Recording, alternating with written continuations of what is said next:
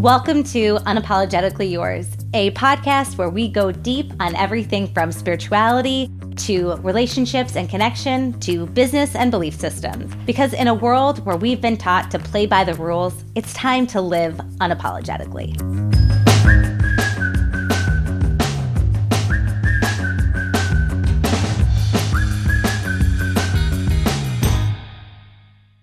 Hello, and welcome to Season 1, Episode 2 of the Unapologetically Yours podcast. I'm your host, Ashley Logan, and I'm so happy to have you here today. So far, we have covered sort of the background story of who I am, where I've come from, and my entrepreneurial journey. And one of the key themes in my life so far is this sort of transition point that happened within the last 3-4 years of getting unstuck. And that started with realizing that even though I had sort of checked the boxes of the home, the family, the business, and achieved sort of these societal expectations of what success and happiness looks like, I still wasn't it for me. And the tricky part is that when you're looking at your life and you have all of these wonderful things to be thankful for, balancing that with getting on the right path of what your sole purpose is can be a tricky thing. And also recognizing when there are horrible tragedies happening in the rest of the world, how dare I be ungrateful for this? How dare I want something more and want something different? And I sort of view it as an imposter syndrome of sorts, of not knowing that I was worthy enough of wanting more in my life when I had already been so blessed. So I'm coming at this conversation from the perspective of knowing that I had so much to be thankful for. And I had my health, I had beautiful children, lived in a great community, and had, by and large, a really successful business. And all of those things really matter. But what also matters, too, is my own happiness and knowing and feeling aligned with the path that I was walking. And somewhere along the way, things had moved out of integrity. So what did that look like for me? I'll start with the business. My agency, Yakkety Yak, has been in business for 10 years. We're a content marketing agency that provides everything from branding to content creation to video production, website design and development, podcast creation. And we had sort of, even though we were an agency that was by and large purpose-driven, working with primarily nonprofit organizations, we were answering to a lot of clients that weren't totally aligned with our broader core values. And we had a team through this process that wasn't necessarily aligned with our core values. And so I had to take a really close look at how we were operating and where we were spending our time and who we were partnering with to get back on track. And so that was one piece of the puzzle. And then separately, had to take a look at where I was and what was my responsibility in showing up in all of these roles as a mother, wife, CEO. And what sort of struck me is that there is a right way to run a business. And oftentimes that direction comes from leaders in business and entrepreneurs who've paved the way before. And usually that is about accountability and about role clarity and all of those things that truly, truly matter when it comes to running a business. But there's also the piece of deep alignment and ease. And people don't talk about that as much. It's more like, how are you scaling? How are you growing? Where's the money coming from? And as I followed those tactics, I actually got further and further away from my mission as someone who is here on this planet to make an impact and make a difference. And I was grinding really, really hard. Simultaneously at home, I had 3 little kids, really, really, really little kids who were born 2 years apart. I had been basically pregnant or breastfeeding for 6-7 years at that time, and had really been following the rules too about what does it mean to be a good mom? And that means full devotion. What does in full presence and gentle parenting and love and attention, all those things that really do matter. And there's also nuance to it, because if I woke up as the mom one day and was like, who the fuck am I? Then how am I going to show them how to live a life of authenticity? How am I going to show them that they matter in real life, in grown-up land, as they get there? And I was sort of just having conversations with friends and other people and recognizing, like, I don't know, like, this ain't it. This doesn't feel right to me. Doesn't feel right to sacrifice myself and my own needs for the sake of motherhood. It doesn't feel right to follow all these rules of business and then not feel aligned or connected with what I was running. I needed to make some changes, and acknowledging those moments in life takes a lot of courage, like what's working, what's not working, and starting to insert practices that were going to connect me back to my body, myself, my voice as a person, so that I could show up in the best version of myself for my kids and inspire them to do the same, and also show up as the best version of myself for my team at work. When someone is so entrenched, which we all are, in this cyclical nature of our own operating system, 24-hour days, 7 days a week, 4 weeks in a month, 12 months in a year, etc., we're not allowing ourselves time for like a sacred pause, and a pause to check in and be like, ooh, is this what I want? And when the whole system is built on that cycle and that super masculine energy, and I want to share something kind of about a belief system I have, that masculine energy is really reliable. It's 24 hours, and the sun rises, it sets, it's consistent. And that is sort of the cycle and the energy that we've built our work system. That's how we've built our work week. But then we've got the feminine system, and that's the moon cycle, and that's 28 days, and it changes all the time, and takes a little bit longer to do things, and comes in lots of different shapes and sizes, and it's like a 28-day cycle of changing your mind and evolving and moving in a slower pace. So this feminine energy the feminine cycle is 28 days, while the masculine cycle is 24. And neither one is right or wrong, but we have built our entire world and Western culture around a 24-hour type of cycle, which can get really overwhelming for all people, because there's not that spaciousness to take a pause.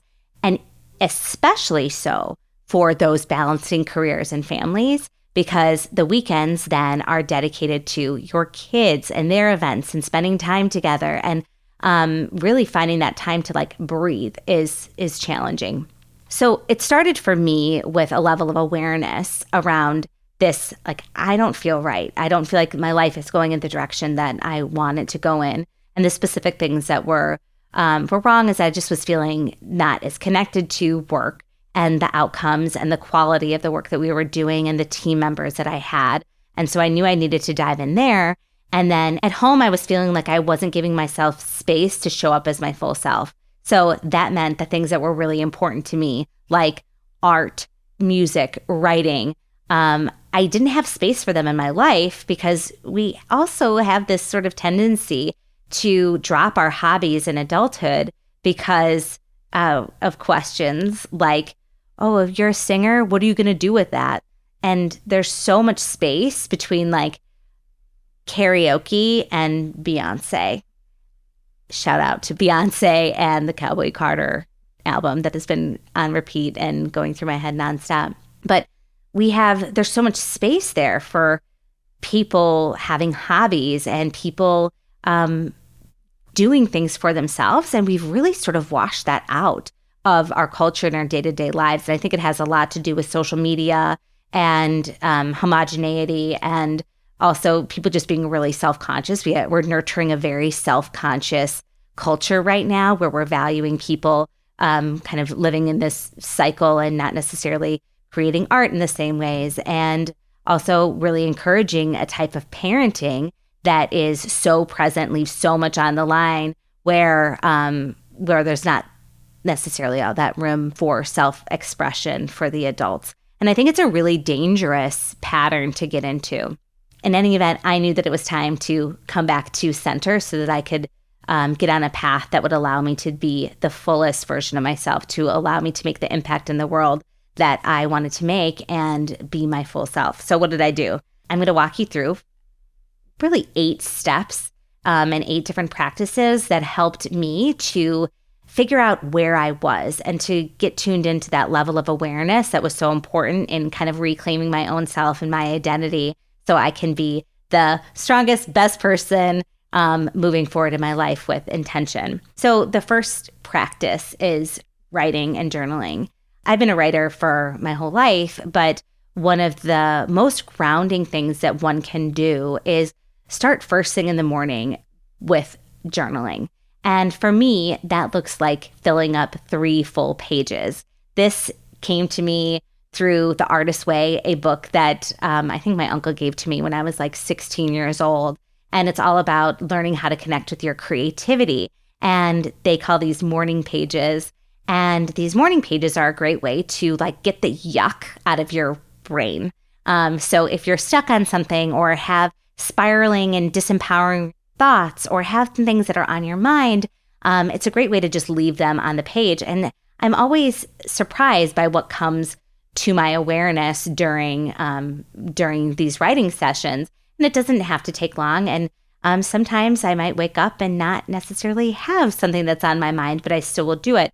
And they say, like, you could just write blah, blah, blah, blah, blah till you fill up the 3 pages. But it's a really good clearing exercise of figuring out, like, what's really on your mind today and figuring out also how you want to show up for the day. And sometimes leaving that baggage on the page is a really good way to show up as your full self. So I highly recommend that. This practice comes in and out for me. Sometimes I focus on writing 10 things I'm grateful for, and that's how I fill out the pages. And I'm sure that you guys have heard of gratitude journals. And just getting those notes out in the morning is a really nice way to just level set, get into your head, tune in for the day. Highly recommend doing this before getting on your phone and opening Instagram and scrolling through social media and all of your emails so that you can really figure out like what emotions are yours before getting bombarded by everyone else's shit. The second practice for me that was enormously impactful is actually centered around something called human design. And I've been talking a lot about human design lately and introducing a lot of my peers to it. And what is so cool about human design is it is a profiling system that helps you to understand where you make decisions in your body. And it's based on 5 archetypes. So each person is one of 5 archetypes. And then there's a whole profile system.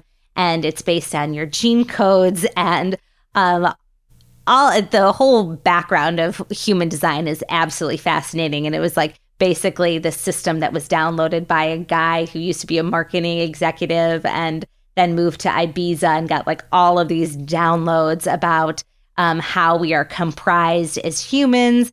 And it combines elements from astrology to numerology to chakra systems. And we are going to do an entire other episode on human design so that we can get really in the trenches about what it means.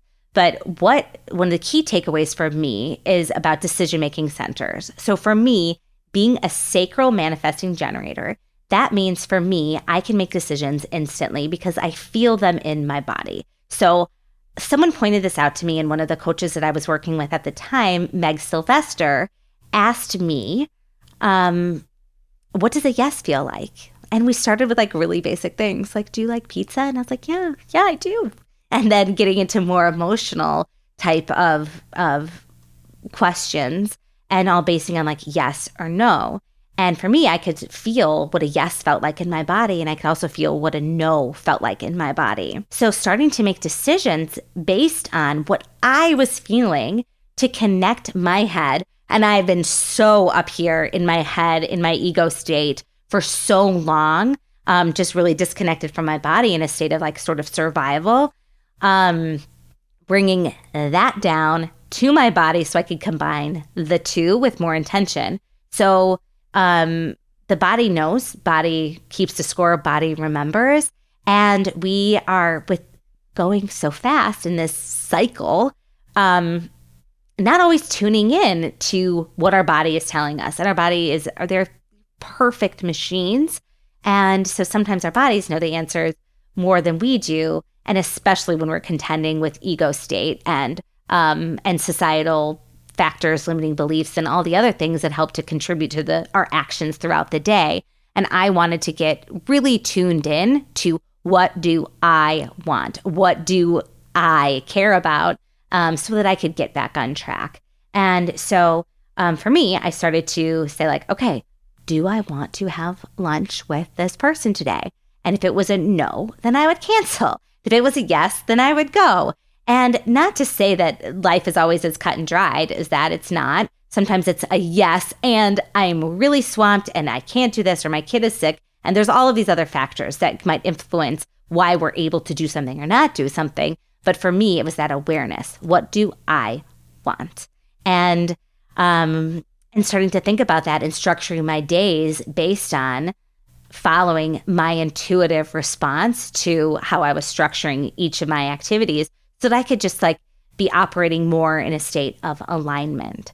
And one of the key tenets of manifesting generators is that we feel satisfaction when we're in alignment and we feel frustration when we're not. And I was really tired of feeling that vibration of frustration and wanted to focus more on the alignment and the buzz and feeling really empowered. And so again, getting back to that empowered state. The third tool that I adopted during this time was about energy clearing. And for me, I skew woo. I love all things woo, very, very spiritual. And this practice can apply to anyone, regardless of where you are on the spectrum. Taking a bath at the end of the day is an amazing way to just unwind and adopt practices of self-care and just clear your head. But what I did was added Epsom salt and baking soda to my bath with different essential oils. And I love making custom scents and mixing and matching the different healing properties of the oils into the salt, taking a nice bath. And ultimately what this does is it kind of acts as like a baste, like you would baste a turkey. You're sort of basting your own skin and protecting your energy centers, and also clearing out anything that maybe isn't yours at the end of the day. And as someone who interacts with a ton of different people on a daily basis, from my kids to employees to just people in my community, it was nice for me to start mentally picturing taking off, unpacking any belief system that wasn't mine at the end of the day. And also the added benefit of just relaxation and prioritizing that. So I'm not dogmatic about any particular practice, but I think that an Epsom salt bath a couple of times a week is a really great way to just ground in and get centered. I use 3 scoops of Epsom salt and then another cup of baking soda, like I said, and mixed in with different essential oils. And you can just do something as simple as lavender and mix it in. I get a little bit more creative than that because I like to think of myself as like this like potion maker when it comes to scents. But it's something I really enjoy, and getting intentional about it and creating a ritual is something that I looked forward to at the end of the day, and it helped to kind of pull me out of this darker, less empowered mindset. The fourth thing for me was connecting in nature. I am an absolute earth baby. I despise wearing shoes. I love being barefoot outside in the grass. I love sitting outside by a fire. I am a fire sign, so I think that this makes sense. But for those, especially who have young kids, it's hard to make plans in the evenings sometimes and to figure out what to do post bedtime. And for me, what I would do is, and still do as often as I can, we're in the springtime right now, so I've had a few fires already, but I love making a fire outside, sitting outside with a really good playlist and just taking in the elements. And but more than that, it's also about just taking deep breaths, breathing fresh air, connecting with nature. So I started integrating a daily walk. And this has been so game-changing for my health overall.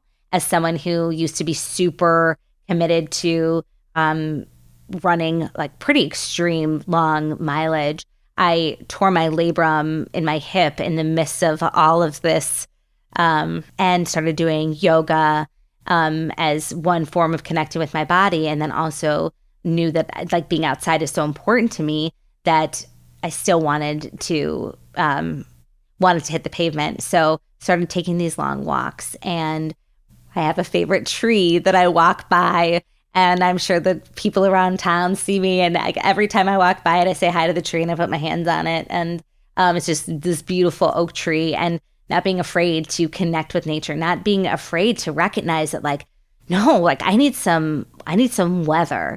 And so for me, it doesn't matter if it's raining, it doesn't matter if it's snowing. I just wear the right clothes and get outside, and can't recommend that enough as a way to just clear your mind. And guess what? Sometimes if you don't listen to music, you're going to be okay. And it's a nice way to tune into the elements and what's happening around you. And so for me, that's been a really, really, really big help. Living in Chicago, we don't always have the benefit of nice weather, but you rarely find me indoors in the summer months. And especially if I can find myself by a lakefront. The other important thing about like getting back to yourself and grounding back in is just spaciousness, making space for your own damn self. A packed schedule is not something that is conducive to figuring out if you are in alignment in your life or getting back on track. Not to say that you need to do absolutely nothing. That's not what I mean. Being just really intentional about how you're spending your time and the people that you're spending time with. And that goes back to that like body response. Do I want to be with this person? How does this person make me feel? And starting to make choices about how you're spending time based on how you feel when you're with them. And then not being afraid of having that spaciousness, because that time gives you a moment to like take an impromptu walk or make a fire or take a bath or write for a little bit or just like receive information. I get downloads from the universe, and for me that can look like a lot of different things, and maybe to you it looks different, but it's just inspiration. So ideas, what do I want to do next? Where do I want to focus? How do I want to handle the day tomorrow? And so creating that spaciousness allows for a little bit more feminine alignment.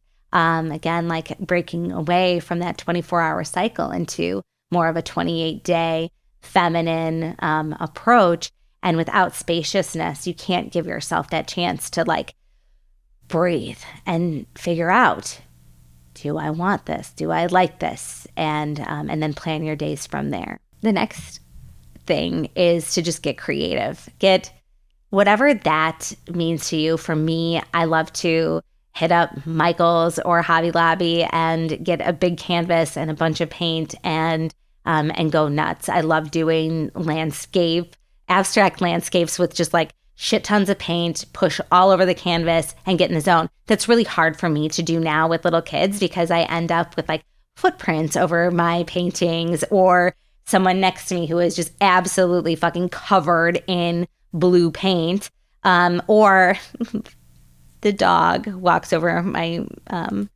painting and then there's little paw prints. So I don't have a great studio space set up to paint it the way that I would like to.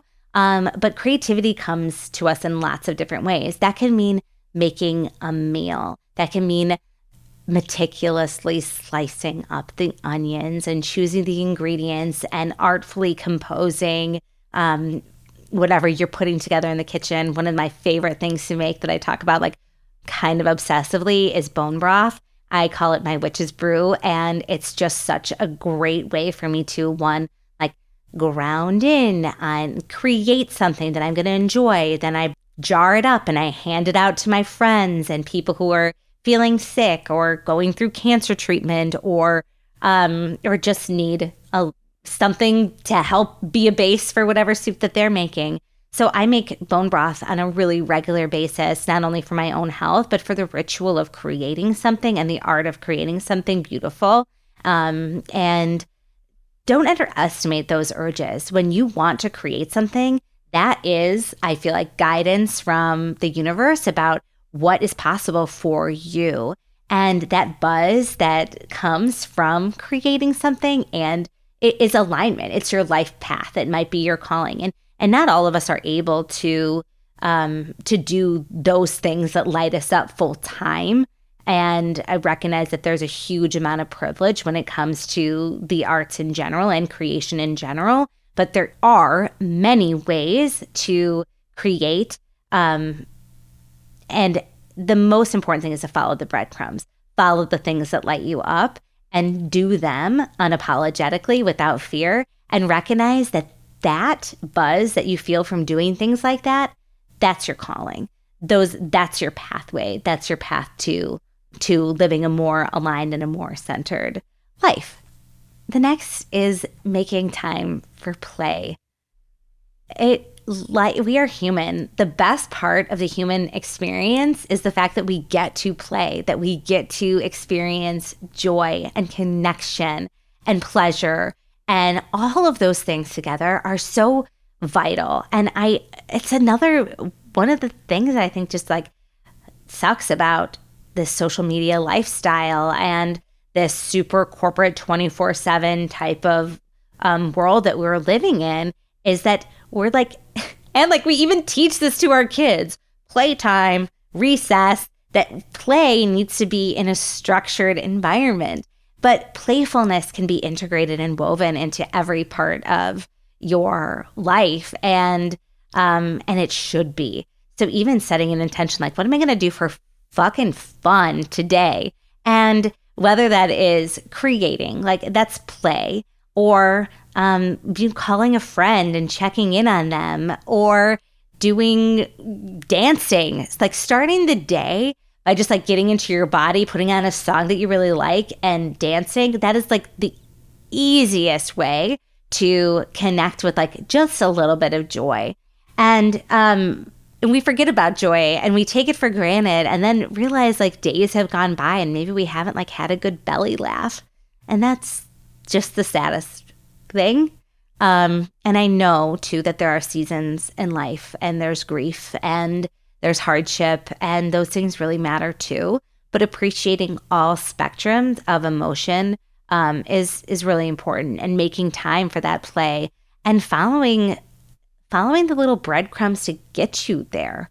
I think about a time even just this past summer, I went on a walk and it was raining, and actually like really, really raining, but I needed a change of scenery, and I went outside, I went on a walk, and I ended up at this beach. And just then the sun came out and the sky turned this absolutely beautiful shade of cerulean, and then there was a rainbow, and the water was sparkling, and everything was so majestic. And I got this urge to go in the water. And I think that me in a less empowered state would have been like, no way, who's going to see me? I don't have a towel. What am I going to, am I even supposed to be here? And start questioning all of those things. And in a more empowered state, I said, yeah, let's do it. And just delighted in my senses, and went into the water, got my hair wet, and swam for a few minutes, and took a deep breath in, and just had so much appreciation for the beauty that was around me. Sat in the sand and made like a little tower of rocks, and someone observing me might have seen, wow, this is a person who is extremely peaceful, extremely connected, and that looks like so much fun. I wish I was doing that too. And a less secure version of myself might have been so afraid to do that because of what someone would think, like, is she supposed to be here or this and that? But that's not what people see when they look at another person in their play and their pleasure. They see someone and they want to embody that as well.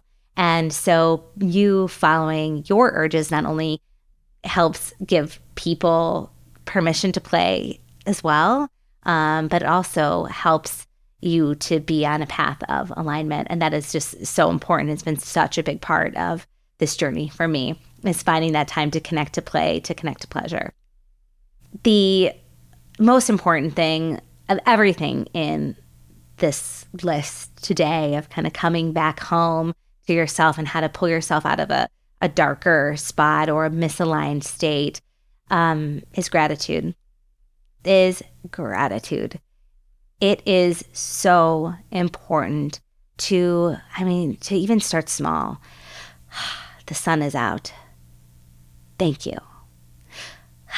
I get to go to work today and I get to work on this project.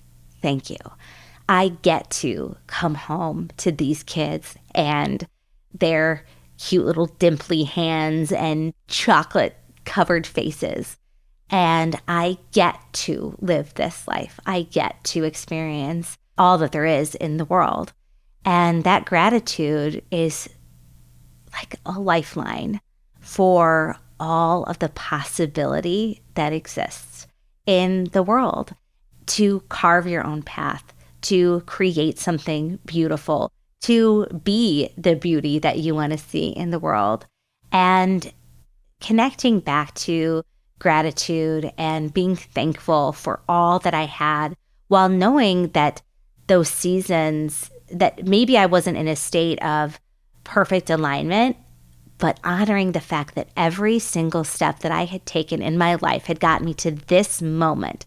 And now I had a choice for how I wanted to live and how I wanted to move forward, was so incredible and such a gift. And looking at all of those moments and misconnections and opportunities as gifts is an absolutely incredible way to change and shift your perspective. And you can start small. You could start with the littlest things, and that's how you end up eventually shifting your mindset and getting into a more empowered and a more aligned state, so that when you make decisions, you know that you're making them as your full self. When you're making choices in your life, that you're doing them because you know that that's the best decision for you, and therefore the best decision for the people around you.